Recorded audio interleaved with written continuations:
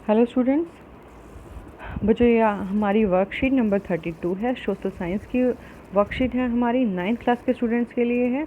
और इसमें जो बुक ली गई है सोशल साइंस से वो पॉलिटी की बुक ली गई है। और हमारा जो चैप्टर इसमें चल रहा है वो 3rd चैप्टर है। पिछली बार जो हमारी वर्कशीट आई थी, वर्कशीट नंबर 31, उसमें था चुनाव क्यों ज़रूरी हैं। जो चुनाव हर बार 5 साल के बाद होते हैं वो ज़रूरी क्यों हैं, किस लिए हमें बार बार चुनाव करने पड़ते हैं। और हमारी आज की वर्कशीट की जो डेट दी गई है 17 सितंबर है। यहाँ स्टूडेंट्स को अपना नाम लिखना है या आपको अपने क्लास टीचर का नाम लिखना है। तो चलिए शुरू करते हैं अपनी आज की वर्कशीट। आम चुनाव। हमारे देश भारत में लोकसभा और विधानसभाओं के चुनाव हर 5 साल बाद होते हैं। जो भारत हमारा देश है इसमें 2 सदन होते हैं, लोकसभा और विधानसभा। तो यहाँ पर जो चुनाव होते हैं, इन दोनों सदनों के जो चुनाव होते हैं हर 5 साल के बाद होते हैं। 5 साल के बाद लोकसभा और विधानसभा भंग हो जाती हैं कि हर 5 साल के बाद उसका जो चुनाव होता है, नए सदस्यों को चुना जाता है। कुछ सदस्य दोबारा चुनकर आ जाते हैं। फिर सभी चुनाव क्षेत्रों में एक ही दिन या एक छोटे अंतराल में अलग अलग दिन चुनाव होते हैं। फिर जो यहाँ पर जो चुनाव होते हैं, जो एरिया यहाँ पर चूज़ किया जाता है जहाँ पर हमें चुनाव करवाने हैं, वहाँ या तो कोई एक डेट फिक्स कर दी जाती है। और यदि वो एरिया बड़ा है तो वहाँ पर क्या किया जाता है, छोटे छोटे अंतराल में, मतलब गैप देके कि मान लो कोई 5 तारीख को हो रहा है, फिर 7 तारीख को कर दिया, फिर 9 तारीख को कर दिया, तो क्या हो गया, छोटा सा गैप भी हो गया और वहाँ पर अलग अलग दिन चुनाव भी हो जाते हैं। इसे हम आम चुनाव कहते हैं। जो क्या होते हैं, पूरे देश में लगभग समान सभी डेट्स में उसी टाइम चलते हैं। उपचुनाव। जब किसी क्षेत्र के किसी सदस्य प्रतिनिधि की मृत्यु या इस्तीफे से पद खाली हो जाता है। क्या होता है कि मान लो किसी एरिया का कोई प्रतिनिधि है, या तो उसकी मृत्यु हो जाती है या फिर वो अपने पद से इस्तीफा दे देता है, रिज़ाइन दे देता है। तो उसकी वजह से क्या होता है कि वहाँ जो उसकी सीट होती है वो खाली हो जाती है। तब वहाँ जो चुनाव होता है उसे उपचुनाव कहते हैं। तो आपको अच्छे से समझ में आ गया होगा आम चुनाव क्या है और उपचुनाव क्या है। आम चुनाव पूरे देश में चुनाव होते हैं और सभी क्षेत्रों में सेम डेट्स में या फिर डिस्टेंस के जो डिस्टेंस दिया जाता है, उनके बीच में अंतराल दिया जाता है, उसके आधार पर होते हैं। और जो उपचुनाव होते हैं वो किसी स्पेशल एरिया की बात हो रही है कि किसी एरिया का यदि कोई व्यक्ति जो प्रतिनिधि व्यक्ति है या तो उसकी मृत्यु हो जाती है या फिर वो अपने पद से इस्तीफा दे देता है, तो वहाँ पर चुनाव होते हैं, उसे हम क्या बोलते हैं, उपचुनाव कहते हैं। उसके बाद देखते हैं चुनावी क्षेत्र, जहाँ पर चुनाव होने हैं उस एरिया की बात करें। निर्वाचन क्षेत्र, जहाँ चुनाव होने वाले हैं। चुनाव के उद्देश्य से देश को अनेक क्षेत्रों में बांट दिया जाता है कि जहाँ चुनाव होते हैं, जो हमारा देश होता है उसको अलग अलग भागों में, एरिया में डिवाइड कर दिया जाता है, जिसे निर्वाचन क्षेत्र कहते हैं। निर्वाचन का मतलब होता है जहाँ चुनाव होने होते हैं। एक क्षेत्र में रहने वाले मतदाता अपने एक प्रतिनिधि का चुनाव करते हैं और वहाँ के जो मतदाता हैं वो क्या करते हैं, अपने प्रतिनिधि का चुनाव करते हैं वोट डालकर। यहाँ लोकसभा चुनाव क्षेत्र में चुने गए प्रतिनिधि को सांसद कहते हैं। जो व्यक्ति लोकसभा चुनाव में जीत जाता है, प्रतिनिधि जो वहाँ पर जीता है, उसको हम क्या बोलते हैं, सांसद बोलते हैं। लोकसभा के लिए सांसद बोला जाएगा और राज्यसभा में उसको क्या बोलते हैं, विधायक बोलते हैं। राज्य की विधानसभाओं के निर्वाचित सदस्यों को विधायक कहा जाता है। ये दोनों बातें आपको ध्यान रखनी है। लोकसभा में क्या बोला जाता है, जो चुनाव जीत कर आया प्रतिनिधि है उसको सांसद बोलते हैं और विधानसभा में उसको क्या बोलते हैं, विधायक बोलते हैं। उसके बाद है वार्ड। इसी प्रकार पंचायतों और नगर पालिका को भी छोटे छोटे चुनावी क्षेत्रों में बांटा जाता है। इसी प्रकार क्या होती है, हमारी पंचायतें होती हैं और नगर पालिका होती हैं, उनको भी क्या किया जाता है, छोटे छोटे क्षेत्रों में बांट दिया जाता है, जिसे हम क्या बोलते हैं, वार्ड बोलते हैं। गाँव में क्या होती है, पंचायतें, और नगरों में क्या होती हैं, नगर पालिकाएँ, जो शहरों में होती हैं। निर्वाचन क्षेत्र को कई बार सीट भी कहा जाता है। जहाँ चुनाव होने हैं उस एरिया को क्या बोला जाता है, सीट बोला जाता है। उसके बाद है आरक्षित चुनाव क्षेत्र, कि जहाँ पर जो कमज़ोर समूह हैं वहाँ उनके लिए जो वोट डाले जाते हैं, तो उन्हीं का ही नेता चुनाव लड़ने के लिए खड़ा होता है और वही वहाँ पर प्रतिनिधि के रूप में चुना जाता है। तो कुछ देखो, अब इसको देखते हैं। कुछ कमज़ोर समझे जाने वाले समूह के लोगों के पास चुनाव लड़ने और जीतने लायक जरूरी संसाधन, शिक्षा और संपर्क नहीं पाया गया है। कि जो कमज़ोर समूह हैं उनके पास क्या होता है, चुनाव लड़ने के लिए या जीतने के लिए जो ज़रूरी संसाधन हैं उनकी कमी पाई जाती है।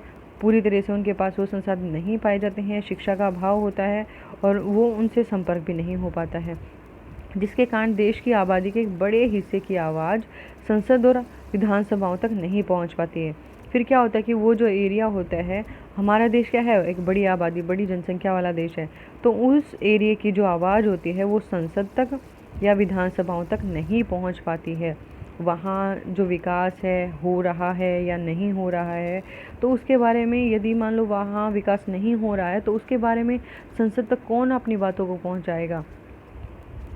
तो इसी कारण जो यहाँ पर जो लोग हैं जो चुनाव लड़ने के लिए, उनके पास ज़रूरी संसाधनों की कमी होती है, शिक्षा का अभाव होता है, जिसके कारण उनकी जो आवाज़ें हैं वो संसद तक नहीं पहुंच पाती हैं। इसीलिए हमारे संविधान निर्माताओं ने, संविधान निर्माता कौन है, संविधान को बनाने वाले, कमज़ोर वर्गों के लिए आरक्षित निर्वाचन क्षेत्र की विशेष व्यवस्था की है कि जो कमज़ोर वर्ग हैं, जिनका विकास नहीं हुआ है, जो पढ़े लिखे नहीं हैं, अपनी बातों को नहीं रख सकते हैं, उनके लिए आरक्षित निर्वाचन क्षेत्र की विशेष व्यवस्था सोची। इसके तहत उस आरक्षित क्षेत्र में सिर्फ अनुसूचित जाति और अनुसूचित जनजाति का ही व्यक्ति चुनाव लड़ सकता है। जो एससी और एसटी होते हैं, वही लोग अपने लिए अपने प्रतिनिधि को चुनते हैं और वही लोग चुनाव लड़ते हैं। इसे हम आरक्षित निर्वाचन क्षेत्र कहते हैं। उसके बाद है मतदाता सूची या वोटर लिस्ट। हमारे देश में 18 वर्ष और उससे ऊपर की आयु के सभी नागरिकों को चुनाव में बिना किसी भेदभाव के वोट डालने का अधिकार है। वोट डालने के लिए मतदाता सूची में नाम होना जरूरी है। वोट डालने के लिए क्या करना है, हमें जो मतदाता सूची होती है, वोटिंग लिस्ट होती है, उसमें नाम होना जरूरी होता है। मतदाता सूची में नाम होने पर वोटर कार्ड प्राप्त होता है, आई कार्ड। जब हमारा नाम उस लिस्ट में चला जाता है तो हमें क्या मिलती है, एक आईडी मिलती है, वोटर आईडी कार्ड बन जाता है हमारा। वोट देने जाते समय हमें क्या करना है, अपना पहचान पत्र या कोई अन्य निर्धारित पहचान पत्र साथ लेकर जाना होता है कि मान लो किसी व्यक्ति के नाम से जो वोट उसको डालनी है, वो ये दिखा सके कि हाँ, मैं ही वही व्यक्ति हूँ जो यहाँ पर नाम लिखा हुआ है, मैं वोट डालने के लिए आया हूँ, जिससे किसी का एक का वोट कोई दूसरा न डाल दे।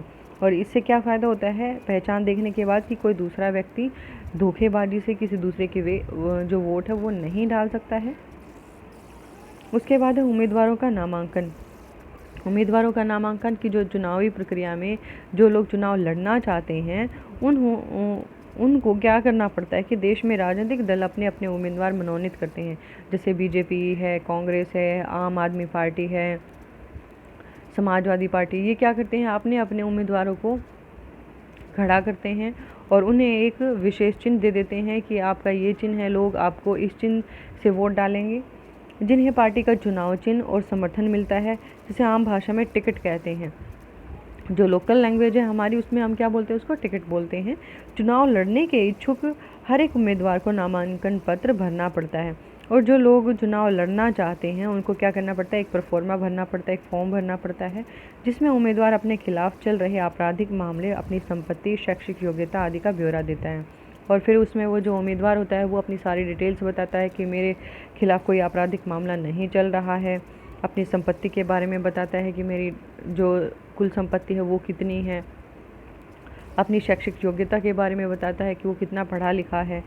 तब जाकर उम्मीदवार की नामांकन प्रक्रिया पूरी होती है और फिर वो चुनाव लड़ने के योग्य होता है। उसके बाद है मतदान और मतगणना। मतदान का मतलब वोट डालना, और मतगणना की जो वोट डले हुए हैं उनको कैसे काउंट करना है, उनकी काउंटिंग की जाती है। मतदान केंद्र पर मतदाता अपनी वोट अपनी पसंद के उम्मीदवार को देता है और जो सेंटर होता है जहाँ पर लोग वोट डालने के लिए जाते हैं, वहाँ क्या होता है, वो अपनी पसंद के उम्मीदवार को वोट देकर आते हैं। मतदान हो जाने के बाद वोटिंग मशीनों, इलेक्ट्रिक वोटिंग मशीन्स, यहाँ पर जो इसका ईवीएम लिखा हुआ है, इलेक्ट्रिक वोटिंग मशीन, यहाँ पर क्या होता है, इनको सुरक्षित सील करके और सुरक्षित जगह पर पहुंचा दिया जाता है जहां पर इनकी काउंटिंग होनी होती है। और एक तय तारीख पर एक डेट डिक्लेयर कर दी जाती है कि जिस दिन उन सभी की गणना की जाएगी। सभी मशीनों को खोलकर मतों की गिनती होती है। जो सारी मशीनें होती हैं जिसमें लोग वोट डाल कर आते हैं, उन सभी की क्या होती है, काउंटिंग होती है, किसको कितने वोट मिले हैं। और यहाँ सभी दलों के एजेंट मौजूद होते हैं, जैसे जो हमारी जितनी भी पार्टियाँ हैं, आम आदमी है, बीजेपी है, कांग्रेस है, तो उनके जो लोग होते हैं वो वहाँ पर खड़े हुए होते हैं ताकि कोई भी जो पार्टी है वो धोखेबाजी से अपने पक्ष में ज़्यादा वोटें काउंटिंग ना करवा ले, जिससे मतगणना निष्पक्ष ढंग से हो सके कि वहाँ पर बिना किसी भेदभाव के उनकी काउंटिंग हो सके। किसी चुनाव क्षेत्र में सबसे ज़्यादा मत पाने वाले उम्मीदवार को विजयी घोषित किया जाता है। फिर क्या होता है कि जो चुनावी क्षेत्र होता है उसमें जो सबसे ज़्यादा वोट प्राप्त करने वाला व्यक्ति होता है उसको क्या बोलते हैं, विजयी घोषित कर देते हैं, वो उसको जीता हुआ माना जाता है। उसके बाद आज के जो क्वेश्चन आंसर है हमारी वर्कशीट के, आम चुनाव और उपचुनाव में क्या अंतर है, ये हमने अभी अभी पढ़ा है। सांसद और विधायक में भी डिफरेंस बताया था, लोकसभा में सांसद और विधायक में कहाँ पर है, विधानसभा में। मतदाता सूची से क्या है, 18 वर्ष की उम्र के जो लोग होते हैं वो वोट डालने के योग्य होते हैं। वोटिंग लिस्ट में हमें क्या होता है, हमारा नाम मिल जाता है, अपनी वोटर आईडी, एक पहचान कार्ड मिल जाता है, हम वोट डालने के लिए जाते हैं। आपके अनुसार चुनाव लड़ने वाले उम्मीदवार में क्या क्या योग्यताएं होनी चाहिए, ये उसमें क्या क्या जो योग्यताएं हैं उसके बारे में बताना है। तो चलिए देख लेते हैं अपने आज के क्वेश्चंस के आंसर्स। तो देखो बच्चों, ये है हमारी आज की वर्कशीट के क्वेश्चन आंसर। आम चुनाव और उपचुनाव में क्या अंतर है, दोनों में डिफरेंस बताना है।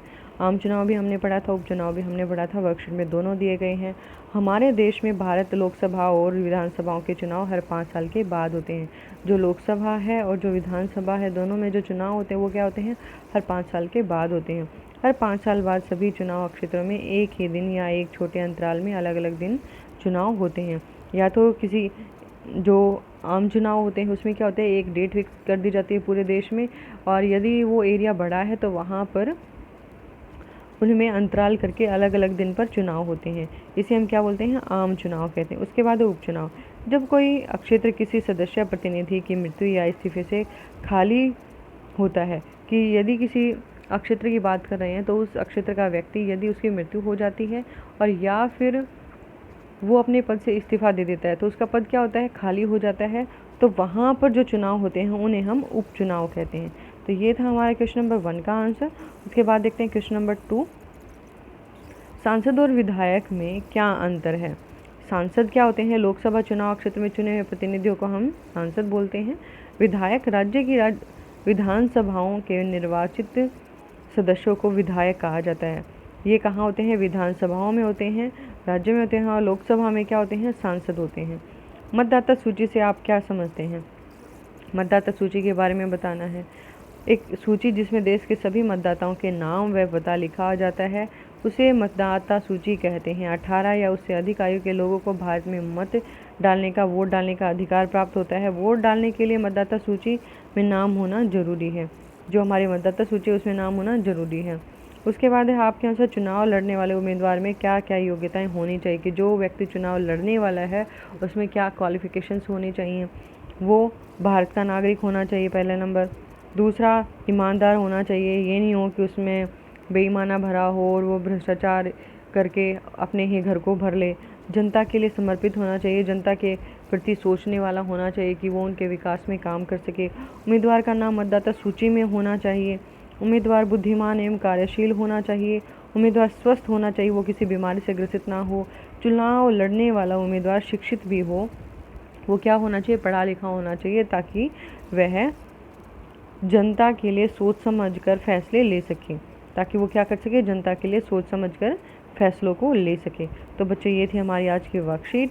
उम्मीद है आपको अच्छे से समझ में आई होगी। फिर भी कोई डाउट रहता है आप मेरे से कमेंट करके यूट्यूब पे, और या फिर यदि मेरे व्हाट्सएप ग्रुप से जुड़े हैं तो वहाँ पर पूछ सकते हैं। अपने दोस्तों के साथ शेयर कीजिए ताकि उनको भी इनका बेनिफिट मिले, फ़ायदा मिले, उनकी भी क्लास मिस ना हो, क्योंकि ये वर्कशीट्स आपके लिए बहुत इंपॉर्टेंट है। इन्हीं से आपके एग्ज़ाम्स होने हैं। और वीडियो आपको अच्छे से समझ में आती है, अच्छी लगती है तो लाइक ज़रूर करें, और फर्स्ट टाइम चैनल पे आए हैं तो चैनल को सब्सक्राइब कर लें ताकि आपको नेक्स्ट वीडियो का नोटिफिकेशन मिल जाए। Thanks for watching video.